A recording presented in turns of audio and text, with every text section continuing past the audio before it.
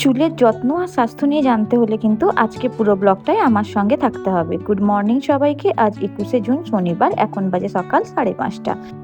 অনেকেরই চুল পড়া, চুল ড্রাই হয়ে যাওয়া, না বাড়া নিয়ে চিন্তায় থাকেন, কিন্তু কিছু সাধারণ অভ্যাস ও ঘরোয়া টিপস মেনে চললে আপনার চুলও হয়ে উঠতে পারে আরও সুন্দর আর স্বাস্থ্যকর। আগে আমাদেরকে জানতে হবে চুল যে পড়ে যাচ্ছে তার কারণগুলো কি কি। চুল পড়ার কারণ হচ্ছে অতিরিক্ত স্ট্রেস, ঠিকঠাক ঘুম না হওয়া, প্রোটিনের অভাব, হরমোনের সমস্যা আর অতিরিক্ত চুলে হিটিং বা হেয়ার স্টাইলিং। চুলের জন্য প্রয়োজনীয় খাবার কি? ম্যাক্রোনিউট্রিয়েন্ট হলো প্রোটিন আমরা পাই মাছ, মাংস, ডিম, ডাল জাতীয় খাবার থেকে। আর মাইক্রোনিউট্রিয়েন্টস হলো vitamin B12, vitamin E, vitamin C, omega three fatty acid.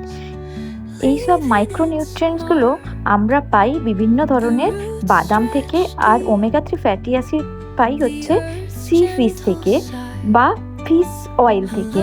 তো আমাদের খাবারে ওমেগা-3 ফ্যাটি অ্যাসিড যদি কম থাকে, আমাদের কিন্তু বাইরে থেকে ফিশ অয়েল ইনটেক করতে হবে।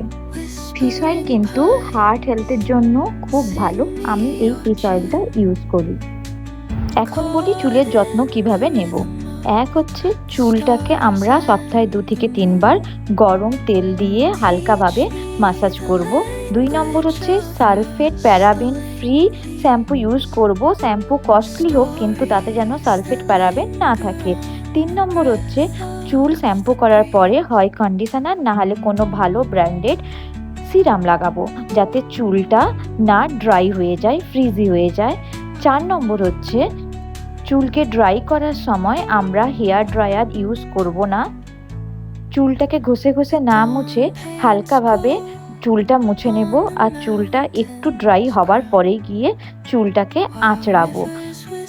এবারে বলি কয়েকটা ঘরোয়া প্যাকের কথা। এক হচ্ছে দই, মধু আর ডিম দিয়ে একটা প্রোটিন সমৃদ্ধ চুলে প্যাক বানিয়ে লাগাতে পারি সপ্তাহে একবার, যাতে চুলটার প্রোটিন পাবে। তাছাড়া মেথি পাউডার আর আমলা পাউডারকে নারকেল তেল দিয়েও লাগাতে পারি।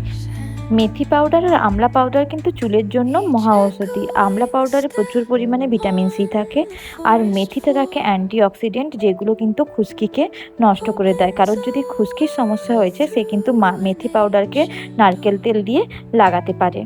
দিনে 80 থেকে 100টা হেয়ার ফল কিন্তু নর্মাল। আর একটা খুব ইম্পর্টেন্ট কথা হলো, হেয়ার কিন্তু জেনেটিক্সের উপর ডিপেন্ড করে। আপনার ফ্যামিলিতে যদি কারোর বোল্ডনেস থাকে, তাহলে আপনারও কিন্তু চুল উঠে যাওয়ার সম্ভাবনা থাকবে। আমরা যত্ন করতে পারি, আমরা কেয়ার করতে পারি, কিন্তু আলটিমেটলি এটা নির্ভর করবে জেনেটিক্সের উপর।